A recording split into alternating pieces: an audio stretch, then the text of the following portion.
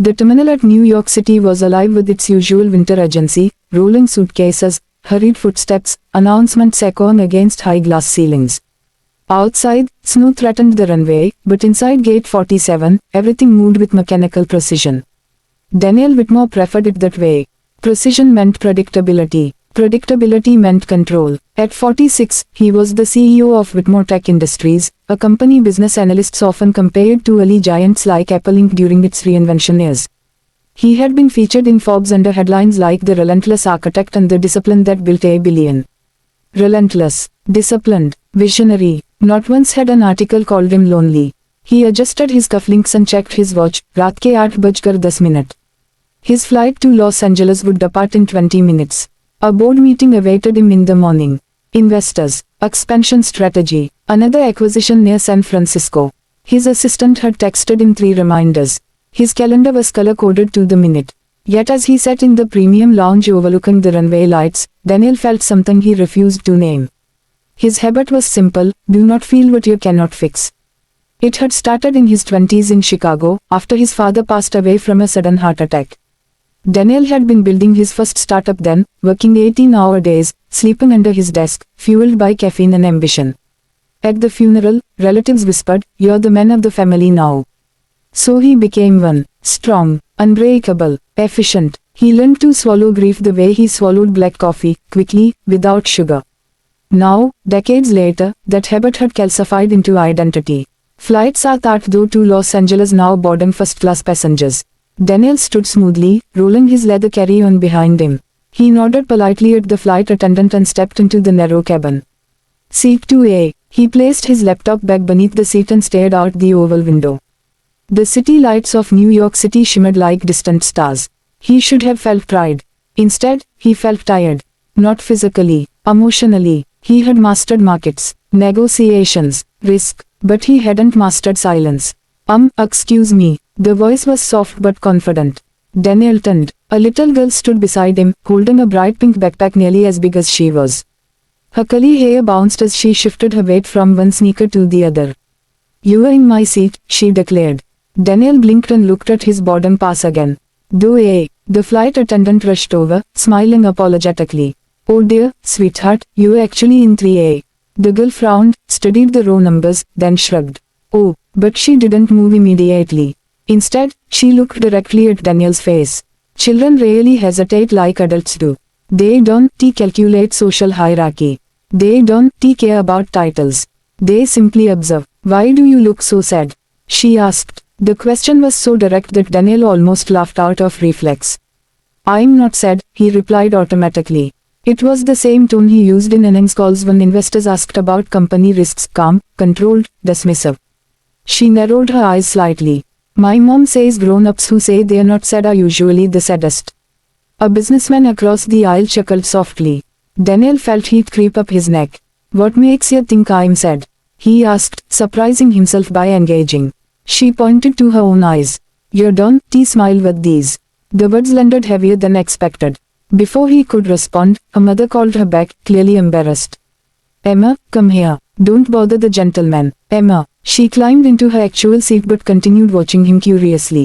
The plane began taxiing. Engines roared. The cabin lights dimmed. As the aircraft lifted into the dark sky, Daniel felt the familiar pressure in his chest, not from altitude, but from memory. "You don't smile with your eyes." He opened his laptop, determined to drown the moment in numbers. Revenue projections, market forecasts, a potential partnership in Silicon Valley. But the words blurred. He thought about the last time someone had asked how he felt, not what he planned, not what he achieved, not what he controlled. 15 years ago, perhaps. His ex-fiancée had once said, "Daniel, you manage everything except your heart." He had dismissed it as emotional exaggeration. Later, she left. Turbulence shook the cabin lightly. A few passengers gasped. Daniel barely reacted. He trusted systems, engineers, statistics. Then he noticed movement beside him. Emma stood there again, clutching a coloring book. "My mom said I can sit here for a minute," she said. "If you're not too busy being sad." Despite himself, Daniel smiled faintly. "I told you, I'm not sad." She climbed into the empty seat anyway and opened her book to a page with clouds and a large blank sky. "Can you color the sky? I don't like when it's empty." The metaphor was almost cruel in its innocence. He accepted the blue crayon. When I grow up, Emma continued casually, I'm going to be a doctor.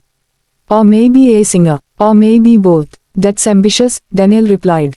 What do you do? I run a company. She thought about that. Is that fun? The question struck deeper than she realized. It's important, he answered carefully. That's not what I asked. He hesitated. Was it fun? When was the last time he had laughed without calculating the room? She studied him again. You look like my grandpa did before he got sick. Daniel's hand froze mid-color. He stopped laughing, she explained softly. He said he had to be strong all the time. Daniel swallowed hard. Strong. The word echoed like a commandment carved into stone. My mom says being strong means telling the truth about your feelings. The plane hummed steadily through the night sky. Daniel felt something inside him shift, like ice cracking under pressure.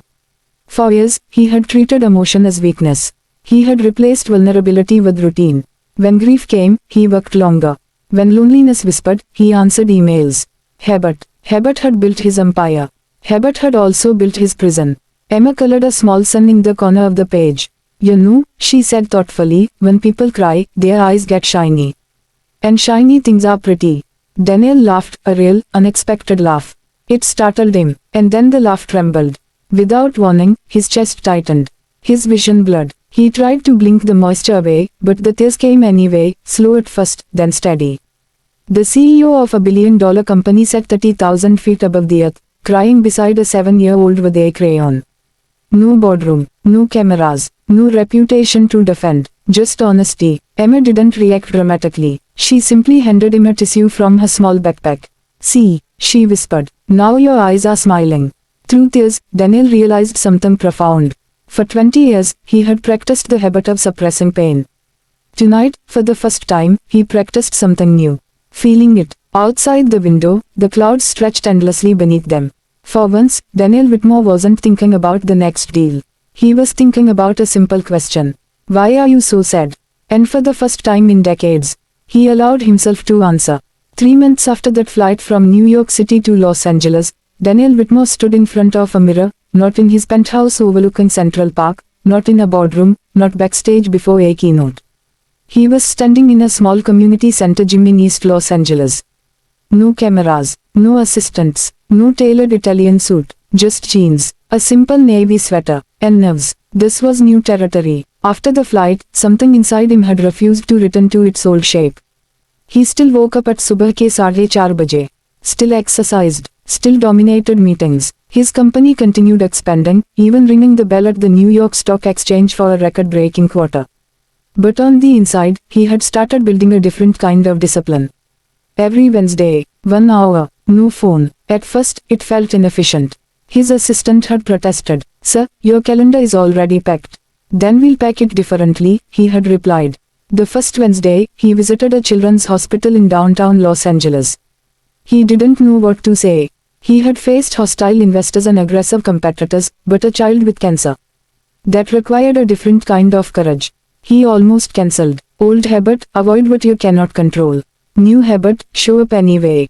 By the third Wednesday, he found himself volunteering at a public elementary school, the same district where Emma studied. He hadn't planned to see her again. But life, sometimes, rewards quiet change. The gym buzzed with children's laughter. A banner read, Career Inspiration Day. Daniel wasn't introduced as a billionaire CEO. He had asked for a simple introduction, Mr. Whitmore works in technology. When he stepped forward to speak, he noticed something surprising. He wasn't scanning the room for status or influence. He was searching for curiosity. What does a company boss actually do? A boy shouted from the back.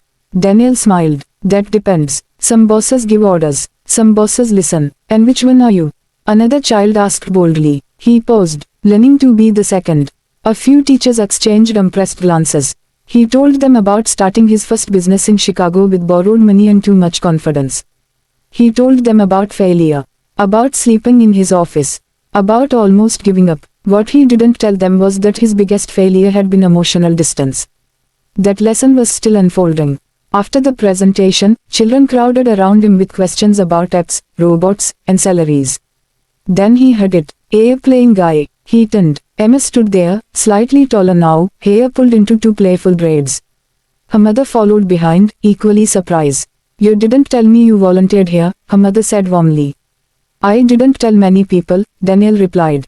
Emma studied him carefully. Her eyes widened. You're different. How? He asked. You smile with your eyes now. The simplicity of it nearly brought tears again, but this time they were lighter. He crouched to her height. We've been practicing, he said. Practicing what? Being honest. She nodded seriously, as if this were a normal adult skill to rehearse. My grandpa used to say habits are like pet dogs, she explained. If you feed the mean one, it grows. Daniel laughed softly. That's very wise. I know. Her mother shook her head affectionately. She thinks she runs the world. She might, Daniel replied. Over the next year, Wednesdays became sacred. He helped students build simple coding projects. He funded new computers quietly, without press releases. When accountants suggested branding the donation with his company logo, he refused. This isn't marketing, he said. It's gratitude. He began visiting his sister in Chicago once a month, something he hadn't done in years. He listened instead of advising. He apologized instead of explaining. He even started therapy, another radical shift for a man who once believed self-reliance was invincibility. The biggest surprise, his company improved too. When he allowed vulnerability in leadership meetings, his executives opened up about burnout. When he admitted mistakes publicly, innovation increased. Employee retention rose. An article in the Wall Street Journal later described his transformation as a cultural pivot toward empathetic leadership. They called it strategy. He knew it was healing. One afternoon, nearly 2 years after the flight, the school invited him back, this time to speak at a small graduation ceremony. Emma, now 9, sat in the front row. After the event, she handed him something. It was the same coloring page from the airplane. The sky was no longer blank. It was filled with bright blues, purples, even streaks of gold. I fixed the empty part, she said proudly. Daniel looked at the page for a long moment. You did, he said softly. Then she added, but you helped. He realized then that change rarely arrives as a dramatic storm. Sometimes it begins as a small question at 30,000 feet. Why are you so sad? That night, standing on his balcony overlooking Central Park, Daniel reflected on the strange irony of life. He had built wealth through relentless discipline. But he had rebuilt himself through gentle consistency. A new habit, every Wednesday, 1 hour, full presence. Not because it made him look good. Not because it increased profits. But because it made him human. And for the first time in decades, success felt complete.